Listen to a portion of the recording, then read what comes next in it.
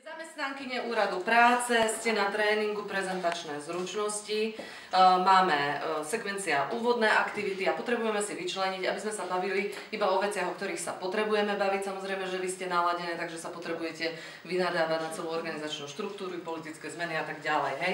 Čiže sme po fáze úvodného zoznamovania, sme po fáze, keď už sme vás nehali teda akože povedať si, čo ste chceli. A teraz sa vás pýtam otázku. Skúste identifikovať, ktoré veci vo svojom pracovnom živote máte 100% pod kontrolou.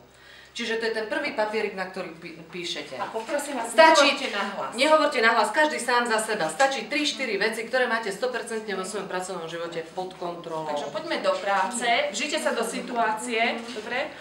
Čo si myslíte, čo máte pod kontrolou? Skúste podvedome. Podvedomé odpovede sú naozaj spontánne, úprimné a sú podvedomé. Takže čo vás napadne, dajte na ten papier, je to anonymné, je to spontánne.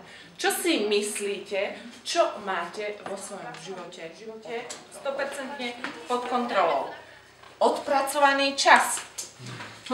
Svoj pracovný stôl a úlohy. Pracovný čas. Mám pod kontrolou muža. Vo svojom pracovnom živote? Krásne.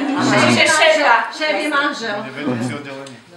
Dôveru, lojálnosť, výsledky, moju prácu, moju agendu. Mám pod kontrolou kolektív. Telefonáty, komunikáciu mám pod kontrolou. Plán, výsledky, školenia. 100% činnosť svoju. Agresivitu mám pod kontrolou. Disciplínu tímu, empatiu, zodpovednosť. Nič nemám pod kontrolou. To som si myslela, že áno. Vlastné sebavzdelávanie, agendu, time management, plnenie úloh a odborné vedomosti, efektívna komunikácia. Robili krásne prakticky, takže ďakujem. Veľmi spontánne ste sa žili do situácií. Táto teória hovorí, že všetci, ako tu sedíme, máme v pracovnom živote 3 zóny, ktoré niečo znamenajú, ktoré nám niečo ovplyvňujú alebo naopak neovplyvňujú.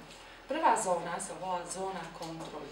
Ja vám ďakujem a naozaj ste mi to tam dali a či už so mnou súhlasíte alebo so mnou nesúhlasíte, ale teda väčšina z vás mi to tam dala.